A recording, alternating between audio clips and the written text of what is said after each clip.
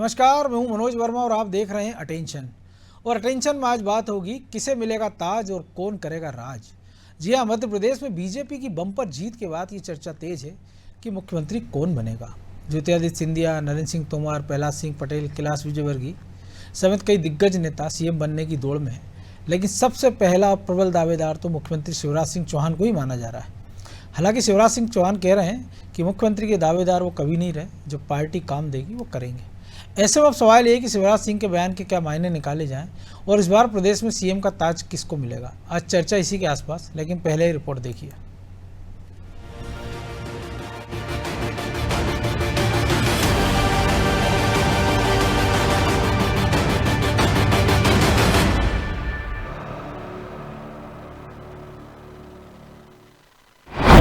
BJP जीत गई race. Madhya Pradesh में कौन होगा फेस।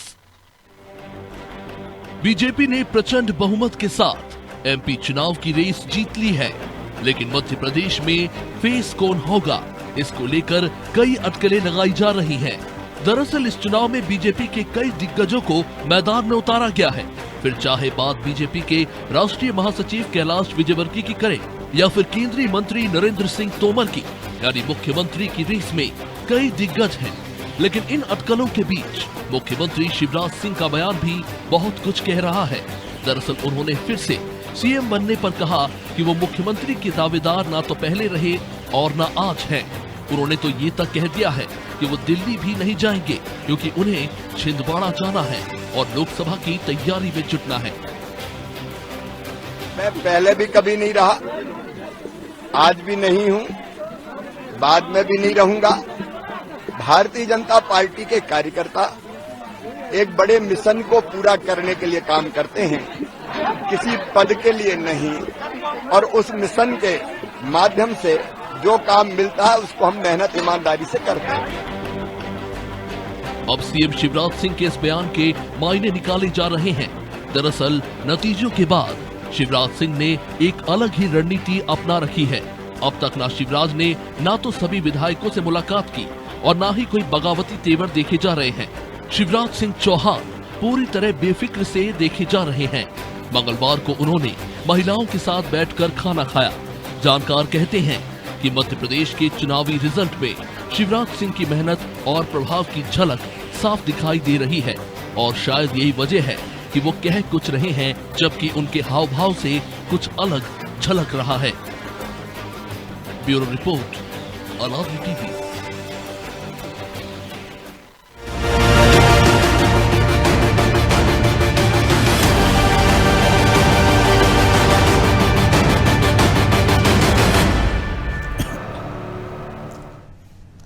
तो इसी मुद्दे पर चर्चा करने के लिए हमारे साथ जुड़ गए हैं वरिष्ठ पत्रकार चैतन्य भट्ट जी और हमारे सहयोगी ब्रजेश चौक से। बहुत स्वागत है जी। चलिए चेतन जी के पास मैं आऊँगा, पहले ब्रजेश जी आप ही के पास कि मुख्यमंत्री के जो बयान हम देख रहे हैं, पिछली बार भी याद करिए जब चुनाव हारने के बाद वो ऐसी बेफिक्र गुनगुनी धूप में बीजेपी ऑफिस के लॉन में बैठे थे और उन्होंने कहा, जब उनसे पूछा गया था कि अब हार के बाद क्या दिल्ली जाएंगे, तो उन्होंने कहा था टाइगर जिंदा है। इस बार भी चुनाव के रिजल्ट के बाद से वो परिवार को समय दे रहे हैं, लाडली बहनों के साथ खाना खा रहे हैं आज दिन भर में, और ये भी कह रहे हैं कि मैं दिल्ली नहीं जाऊंगा, पार्टी को जो करना है वो कर सकती है। यानी वो जो कॉन्फिडेंस है वो बता रहा है कि कहीं ना कहीं उनको पास हरी झंडी है, या ये वो जानते हैं कि अब भी आला कमान के पास फिलहाल उनके अलावा कोई विकल्प नहीं है। देखिए मनोज जी, विकल्प की बात करें तो आला कमान के पास और बीजेपी के पास विकल्पों की कमी नहीं है, लेकिन शिवराज सिंह चौहान क्यों नहीं, ये सबसे बड़ा सवाल जी है। बिल्कुल। और प्रबल दावेदारी क्यों नहीं हो उनकी। क्या शिवराज सिंह चौहान मेहनत नहीं करते हैं? क्या उन्हें जनता ने स्वीकार नहीं किया है? यदि आप कहो कि लाडली बहना का भी असर है तो उनकी योजनाओं का असर, क्या उनकी लोकप्रियता में कमी आई है? क्या पार्टी ने ये सर्वे नहीं करा? जो एक बात की जा रही थी लगातार चुनाव से पहले कि फेस को लेकर लोग ऊब गए हैं, तो कौन ऊबा? जनता से पूछा किसी ने, ऊबा कौन? हो सकता है कार्यकर्ता ऊब गए हों, वो निराशा दूर कर दी, वो भी कुछ। तो ये जो हवा का माहौल है ना, जो हवा में बनता है, जो हवा में जो कांग्रेस ने माहौल देखा कि मध्य प्रदेश में किस तरह से माहौल बना हुआ है, वो हवा में रह गई। तो बीजेपी हवा में नहीं रहती। बीजेपी को पता है कि माहौल क्या है, कौन क्या कर सकता है। कार्यकर्ता है चाहे बीजेपी का नेता है, जो जिस तरह की काबिलियत रखता है उस तरह का काम दिया जाता है। आप देखिए 1.5 15 माह के बाद जिस तरह से जब सरकार बनी, तो क्या ये उम्मीद थी कि शिवराज सिंह चौहान पर दाव लगाया जाएगा? चौथी बार, बिल्कुल चौथी बार। निश्चित तौर पर तब भी आला कमान चाहता तो किसी और को बना देता, निश्चित तौर पर सिंधिया है उनको बना सकता था, बीजेपी में वो खटपट नहीं होती। लेकिन कब किसकी क्या जरूरत होती, कब कौन का काम कर सकता है, उस हिसाब से निर्णय लिए जाते हैं। तो शिवराज सिंह चौहान को फिर से जिम्मेदारी दी और कोरोना काल आया, आप देखिए किस तरह से बेहतर तरीके से। और यदि अब 5वीं बार वो मुख्यमंत्री बनने जा रहे हैं और सरकार बनी है, तो उनको नज़रअंदाज नहीं किया जा सकता। क्या शिवराज सिंह चौहान वो अकेले व्यक्ति हैं मध्य प्रदेश में जिन्होंने सर्वाधिक 160-70 सभाएं की, हर विधानसभा में गए, जो दिग्गज दावेदार हैं उनको जिताने के लिए भी गए। आप देखिए उनकी वो जो दिग्गज हैं वो अपने क्षेत्र तक हैं। यदि आप कहें कि रमेश मेंदोला कह रहे हैं कि कैलाश विजयवर्गीय को सीएम बनना चाहिए, निश्चित तौर पर पार्टी चाहे तो बना सकती है और बनना भी चाहिए, कोई दिक्कत नहीं है। लेकिन क्या कैलाश विजयवर्गीय पूरे मध्य प्रदेश में वैसी क्षमता रखते हैं कि लोकसभा चुनाव आएंगे तो उस तरह से प्रचार करके वो पार्टी के फेवर में जो माहौल बनेगा उसको बढ़ा सकते हैं? यदि ये जीत केंद्रीय आलाकमान की रणनीति की है, यदि ये जीत नरेंद्र मोदी के लोकप्रियता की है, तो वो जीत होती मनोज जी। इस तरह से 163 नहीं होती यदि शिवराज सिंह चौहान नहीं होते तो। जीत तो आप कह सकते हो कि छत्तीसगढ़ में भी हुई, जीत तो आप कह सकते हो कि राजस्थान में भी हुई है, लेकिन किसी एक व्यक्ति की मेहनत को नजरअंदाज नहीं कर सकते हो। और शिवराज सिंह चौहान बेहतर तरीके से जानते हैं कि वो कितनी क्षमता रखते हैं मेहनत करने में। कोई दूसरा मुझे तो आज की तारीख में ना बीजेपी में दिखता है ना कांग्रेस में दिखता है। बीजेपी वाले बात स्वीकार और आप देखिए कि जब वो चुनाव, बेफिक्री देखिए आप, वो कह रहे मैं दिल्ली नहीं जा रहा हूं, मैं तो छिंदवाड़ा जा रहा हूं, जो हमें 29 के 29 सीटें जीतनी है। तो ऐसी दम भरने वाला कोई नेता है कि जो कहे नहीं मैं तो आज ही से जुड़ जाता हूं, 29 से 29 सीटें जीतनी है मुझे, लोकसभा में 29 फूलों की माला पहनानी है, किसको? नरेंद्र मोदी को। तो आप कांग्रेस क्या बीजेपी भी तमाम नेता जानते हैं कि उनकी तरह मेहनत करने वाला कोई दूसरा नहीं है। सिर पर लोकसभा चुनाव है, परिस्थितियां, आर्थिक हालात कैसे हैं मध्य प्रदेश के खजाने के, बेहतर तरीके से यदि कोई मैनेज कर पाएगा, किसी पर यदि किसी को भरोसा है, आप 1 महीने अभी 2 महीने लाडली बहनों को राशि मत दो, अभी से माहौल विपरीत बनने लगेगा। आप उस जो आप वादा करके आए हो यदि वैसा नहीं करोगे, यदि शिवराज सिंह चौहान इकलौते एक व्यक्ति हैं कि यदि आपने 1 महीने भी राशि नहीं डाली तो लोग उन पर भरोसा करते हैं। तो वो भरोसे की जो बात है ना, वो आज की तारीख में, लेकिन आज ही उन्होंने कह दिया कि 10 तारीख को लाडली बहना खाते में पैसा चला जाएगा। बिल्कुल चला जाएगा। और आज जो भरोसा है मुझे लगता है उस पर कायम रहने के लिए पहला दाव मुझे लगता है केंद्रीय आलाकमान आज भी शिवराज सिंह चौहान पर खेलेगा। और यदि उनकी विदाई भी होगी तो इस तरह नहीं होगी, पूरे सम्मान के साथ होगी, क्योंकि वो बड़े एक नेता हैं और मध्य प्रदेश में लगातार सरकार बनाने में उनका योगदान। 2018 में भी यदि चूक हुई थी तो वो तनिक सी चूक हुई थी, मतलब आप बॉर्डर तक पहुंच गए थे सिर्फ अकेले की दम पर। लेकिन यदि इस बार बंपर जीत का श्रेय उनको भी पार्टी दे रही, उनकी योजनाओं को भी दे रही निश्चित तौर पर, तो शिवराज सिंह चौहान, इसीलिए बीच चुनाव में मोदी ने चिट्ठी भी लिखी थी। बिल्कुल। तो चैतन्य जी एक बात और है कि ठीक है कि अगर 2023 में क्रेडिट अगर केंद्रीय नेतृत्व ले रहा है, हालांकि आप हम सब जमीन पे देख रहे हैं कि मेहनत किसकी थी और इकलौता क्रेडिट नहीं था, क्योंकि डबल इंजन की सरकार का करिश्मा था। लेकिन ये भी नहीं भूलना चाहिए कि 2008 2013 वो बड़ी जीत भी शिवराज के खाते में थी। और 2018 में जब छत्तीसगढ़ बुरी तरह हारे थे, 15 सीटों पर सिमट गई थी बीजेपी, जब राजस्थान में बुरी हार हुई थी, 73 सीटें मिली थी बीजेपी को, 150 में से 73 पर आ गए थे, तब भी मध्य प्रदेश में नज़दीकी मुकाबला था और वोट शेयर बीजेपी का ज़्यादा था। तो ये तमाम सारी ऐसी चीज़ें हैं जो रेस में अव्वल बनाए हुए शिवराज को। देखिए मनोज जी, ये मेरी आवाज गूंज रही है, आप इसको ठीक करवा मैं करवा देता हूँ जी। दिक्कत क्या है कि भारतीय जनता पार्टी का जो हाईकमान है वो हमेशा अप्रत्याशित और चौंकाने वाले निर्णय लेता है जी। जहाँ तक मध्य प्रदेश की बात है, मुझे लगता है कि भारतीय जनता पार्टी ने जो ऐतिहासिक जीत हासिल की है, जिसके बारे में कोई नहीं सोच रहा था, जो आपके एग्जिट पोल आए थे उसमें भी ये जरूर बताया, हमने भी इस पे कई बार डिस्कस किया था। जी, नेक टू नेक फाइट है। और तमाम जो टीवी चैनल है वो भी इसी बात की चर्चा कर रहे थे कि नेक टू नेक फाइट है। दूसरा, कांग्रेस को ये लग रहा था कि 15-17 साल से जो व्यक्ति शासन कर रहा है उसके खिलाफ एंटी इनकम्बेंसी होगी, लेकिन तमाम धारणाएं जो है ध्वस्त हो गई। और शिवराज सिंह की जो एक गेम चेंजर योजना है लाडली लक्ष्मी, उसने तमाम महिलाओं को जो आर्थिक लाभ दिया, उसका जो फायदा ये हुआ कि महिलाओं ने भारतीय जनता पार्टी के पक्ष में जबरदस्त रूप से वोटिंग दी। ये ठीक है कि मोदी, एमपी के मन में मोदी है या और दीगर नेता भी यहाँ पर लगातार आते रहे, लेकिन अगर भारतीय जनता, और ये देखिए आपके पहले जब जमहूरी मैदान में मोदी जी ने भाषण दिया था तो उसमें शिवराज सिंह चौहान का नाम नहीं था, बिल्कुल। लेकिन अभी पिछले दिनों जब उन्होंने भाषण दिया तो उसमें शिवराज सिंह चौहान का भी नाम लिया और उनकी जो लाडली लक्ष्मी योजना है उसके बारे में भी उन्होंने चर्चा की। तो जाहिर सी बात है कि अगर भारतीय जनता पार्टी भी ये मानती है कि भारतीय जनता पार्टी को विजयश्री हासिल कराने में लाडली लक्ष्मी की बहुत बड़ी भूमिका है, तो फिर आप शिवराज सिंह को कैसे इग्नोर कर सकते हैं? हाँ, लाडली बहना, तो आप शिवराज सिंह को कैसे इग्नोर कर सकते हैं? दूसरी बात यह है कि शिवराज सिंह पिछले 17 सालों से मुख्यमंत्री है, वो जनता की नब्ज को बहुत अच्छी तरीके से जानते हैं और उनके बराबर संवेदनशील मुझे लगता नहीं कि कोई दूसरा मुख्यमंत्री मध्य प्रदेश में रहा हो। अर्जुन सिंह के बारे में जरूर ये कहा जाता था कि संवेदनशील मुख्यमंत्री है, लेकिन जो संवेदना लोगों के प्रति शिवराज सिंह चौहान में है, चाहे देखिए जब आप, लेकिन इतनी संवेदना वो आधी आबादी के लिए किसी मुख्यमंत्री की नहीं थी, वो उनकी थी तो गरीब तबके के लिए थी, लेकिन जो महिलाओं के लिए खास तौर से शिवराज सिंह चौहान की। जी वही, जैसे आप देखिए पिछली बार जब बहुत बाढ़ आ गई थी या सूखा पड़ा था, उन्होंने जाके किसानों को गले लगाया और कहा कि मैं तो हूं, आप चिंता क्यों करते। तो ये जो कनेक्ट है जनता से, वो जनता के साथ अपना रिश्ता जोड़ते हैं, किसी के मामा बन जाते हैं, अब तो भाई भी बन गए हैं, लाडली लक्ष्मी है बहना के। तो ये जो तमाम चीजें हैं शिवराज सिंह चौहान, लोग कहते हैं भारतीय कांग्रेस आरोप लगाती है कि वो अभिनय करते, ठीक है, राजनीति में तमाम तरह के साम दाम दंड भेद अपनाने पड़ते हैं अगर आप सत्ता में काबिज हैं और सत्ता में काबिज रहना चाहते हैं, तो ये तमाम तरह की चीजें करना पड़ती हैं और वो जिसपे वो पूरी तरह से सिद्धहस्त है। तो मुझे लगता नहीं है कि भारतीय जनता पार्टी का जो हाईकमान है वो शिवराज सिंह चौहान को इग्नोर कर पाए। ये बात थी कि बहुत से वरिष्ठ नेता जो केंद्रीय मंत्री भी हैं, सांसद भी हैं, उनको भी चुनाव में उतारा। उनमें से आप अगर गणेश सिंह और फग्गन सिंह कुलस्ते की बात करें तो उनके हार के अलावा बाकी तमाम लोगों ने जीत हासिल की और अच्छी जीत हासिल की। जैसे हमारे जबलपुर में आप देखिए कि जो वित्त मंत्री थे तरुण भानोट, जिनके बारे में कहा जा रहा था कि इनको हराना तो नामुमकिन है, लेकिन एक महीने पहले अगर उन्होंने राकेश सिंह को मैदान में उतारा जो यहाँ से 4 बार के सांसद रहे, लोग उनको बहुत हल्के में ले रहे थे कि राकेश सिंह क्या कर पाएंगे, उन्होंने तो सांसद रहते हुए कुछ नहीं काम किया। लेकिन आप देखिए कि 30,000 वोटों से उन्होंने तरुण भानोट को पिछले एक महीने की मेहनत से पछाड़। यही हमने दिमनी में देखा नरेंद्र सिंह तोमर का कि मामला फंसा हुआ था, 25,000 वोट से जीते। हाँ, लेकिन उसके बाद भी वो विजयी हो चुके।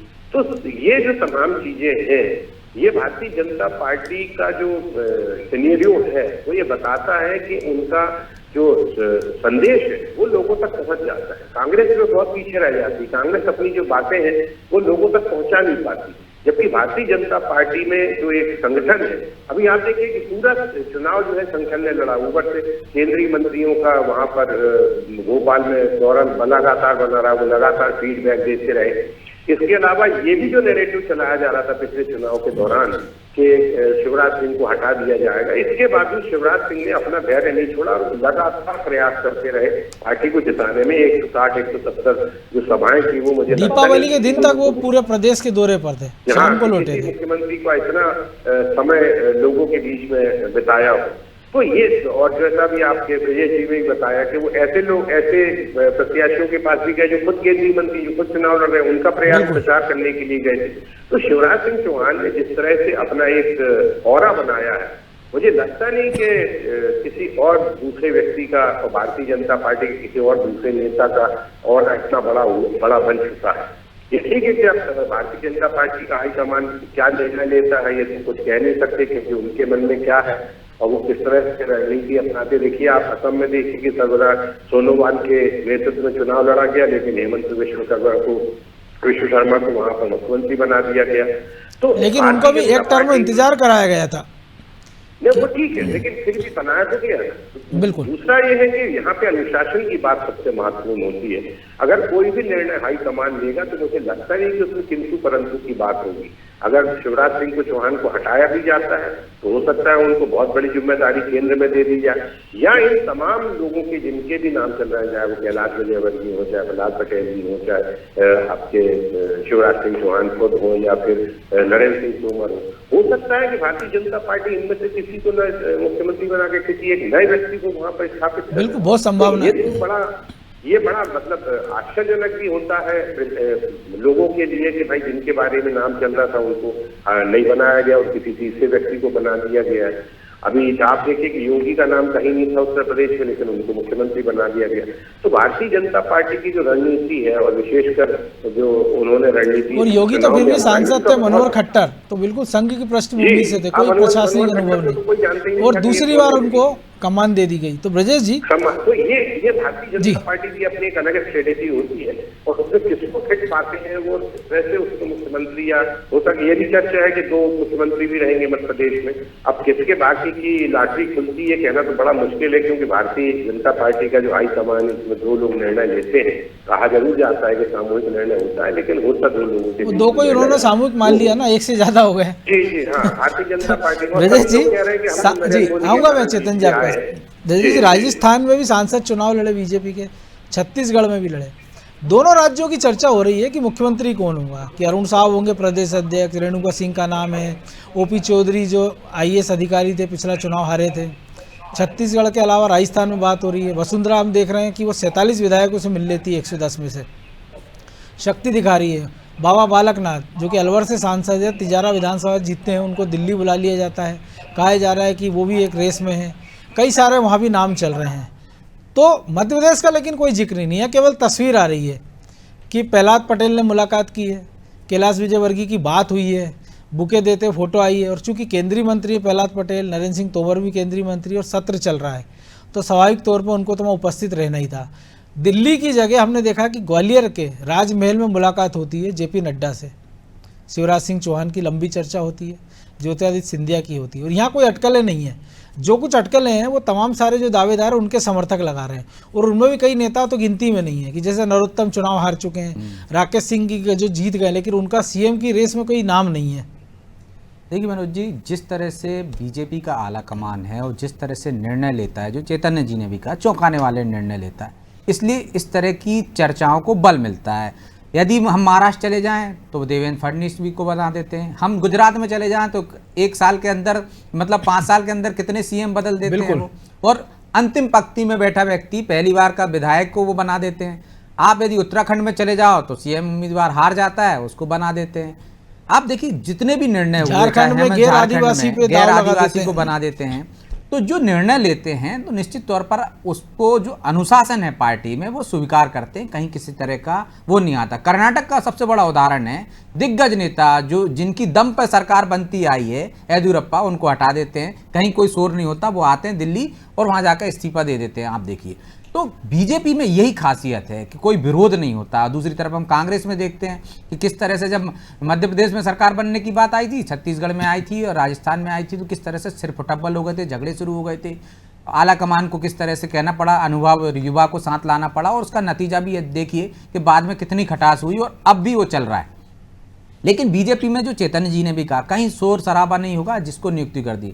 लेकिन आप देखिए जो भी फैसले लिए हैं वो दूरगामी परिणाम को देखते हुए लिए, दूरगामी उनका असर देखते हैं, चाहे हम गुजरात में देख लें चाहे अन्य राज्यों में देख लें, बिल्कुल वो पार्टी के लिए फायदेमंद होते हैं। यदि हम मध्य प्रदेश में शिवराज सिंह चौहान की लॉन्चिंग की बात करें, तब भी दूरगामी परिणामों को देखकर ही लॉन्चिंग की गई थी। किस तरह से उमा भारती के बाद आपने देखा बाबूलाल गौर के बाद शिवराज सिंह चौहान की ताजपोशी की। ये कहा जाता था, नहीं तो बीजेपी में धारणा थी कि साहब उनको तो सरकार चलाना ही आता नहीं है, और यही मुद्दा बनता। लेकिन शिवराज सिंह चौहान आए, लगातार आप देखिए उन्हें मौके दिए जाते रहे। 2018 में फ्री हैंड छोड़ा, उससे पहले 13 में भी छोड़ा। 2023 की जब हम बात कर रहे हैं तब परिस्थितियां और विपरीत थी। 2018 में एक झटका लग गया था, इसलिए केंद्रीय आला कमान ने, और जिस तरह से शीर्ष नेतृत्व को सूचनाएं मिल रही थी, चाहे यहाँ के बड़े नेताओं में, जिस तरह से उनको लगा कि शिवराज सिंह चौहान तो कुर्सी से चिपक गए, बाकी के लोगों को मौका ही नहीं मिलेगा। तो ये जो ऊपर जो एक माहौल बन रहा था, मुझे लगता है वो ताड़कर दिग्गजों को मैदान में उतारा था, एक नया माहौल बना, और उसमें वो अपनी रणनीति में सफल रहे। लेकिन सारे दिग्गजों को मैदान में उतारा है, किसी एक को CM बनाएंगे, हो सकता है वो दिग्गजों में से ना हो, कोई अंतिम पंक्ति का व्यक्ति भी हो सकता है, लेकिन वो व्यक्ति जो भी होगा उसे चुनकर पार्टी इस तरह से लाएगी कि वो शिवराज सिंह चौहान से आगे की प्रशासनिक क्षमता भी कसौटी पर होगी, बेंचमार्क दूसरा, और आप इस व्यक्ति का विकल्प लेकर आ रहे हो, आप जो व्यक्ति मेहनत करने में माहिर है। वो 24 घंटे में मालूम चला कि आप 17 घंटे काम करता है। प्रधानमंत्री की मोदी के बाद यदि सबसे ज्यादा मेहनत करने वाला कोई मुख्यमंत्री है तो मैं कह सकता हूं कि शिवराज सिंह चौहान है। तो उनका विकल्प जब आपको बनाना पड़ेगा तो ऐसे व्यक्ति को बनाना पड़ेगा कि संगठन और सरकार उसके पीछे हो तो आप उसकी कमतर तुलना ना हो, क्योंकि एक जनता में मैसेज जाएगा। यदि कमलनाथ जी बने थे तो तुलना किससे हो रही थी? शिवराज सिंह चौहान से हो रही थी। यदि बीजेपी भी किसी को सीएम बनाएगी यदि शिवराज सिंह चौहान छोड़कर, तो निश्चित तौर पर 4 महीने बाद तुलना होने लगेगी कि शिवराज जी होते तो वो क्या करते लोकसभा चुनाव में, ये हैं मुख्यमंत्री तो क्या कर रहे हैं, इनकी लोकप्रियता। तो मुझे लगता है कि ये जो एक बड़ा एक फैक्टर काम करेगा जो निर्णय करने में, कि आपको ऐसा विकल्प बनाना पड़ेगा कि लोकसभा में भी बेहतर काम आ जाए और आगे आप वो शिवराज सिंह चौहान की बराबरी का नेता बन सके या उनकी जैसा मेहनत करने वाला नेता बन सके, जिसको जिस तरह से हम देख रहे हैं कि वो जनता की नब्ज समझते हैं। नब्ज समझने के साथ साथ लोगों से उनका एक जो मेल जोल का वो है। आप यदि किसी ऐसे नेता को ले आएंगे जैसे कमलनाथ जी, चलो चलो एक नारा चल गया, पार्टी के लोगों को ही संतुष्ट नहीं कर पाए, तो ऐसा नेता कौन है आज की तारीख में? इस पर जरूर आलाकमान विचार करेगा, क्योंकि वो जिस तरह से चौंकाने वाले निर्णय लेता है, तो यदि शिवराज सिंह चौहान पर भी दाव खेलते तो ये भी चौंका वाला ही निर्णय होगा मनोज। बिल्कुल, पिछली बार भी तो, लेकिन चेतन जी हमने ये भी देखा कि चौंकाने की भले बात हो, लेकिन क्या ये भी संभव है कि लोकसभा तक शिवराज सिंह कंटिन्यू, उसके बाद विकल्प पे विचार किया जाए? क्योंकि एक खामियाजा जो कर्नाटक में येदियुरप्पा को हटाकर भुगत चुके हैं कि पार्टी की सरकार चली गई, बहुत बाद में उनको लाए, मध्य प्रदेश में उनको फिर समझ में आया कि शिवराज की अहमियत क्या है। छत्तीसगढ़ में हमने देखा रमन सिंह को वाकई लाए, जबकि पिछली बार उनके जीते हुए बेटे को, सांसद को टिकट नहीं दिया गया था। हम ये स्थिति राजस्थान में भी देख रहे थे।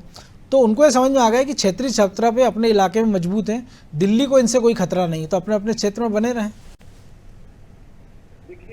जब कोई खिलाड़ी सेमीफाइनल में बहुत अच्छा प्रदर्शन करता है तो कोई भी व्यक्ति जो होगा वो उसको कभी फाइनल से अलग नहीं करे। तो आप ये मान के चलिए कि ये जो विधानसभा का चुनाव था, ये आगामी जो लोकसभा का चुनाव उसका सेमीफाइनल था, और इस सेमीफाइनल में जिस तरह से भारतीय जनता पार्टी को शिवराज सिंह चौहान के नेतृत्व में जीत मिली है, ये बात सही है कि सभी तमाम नेता जो कह रहे हैं, विजयवर्गीय ने साफ कह दिया कि नहीं, उससे लाडली बहना से कोई फर्क नहीं पड़ा, हम लोग तो मोदी के नाम से जीते हैं।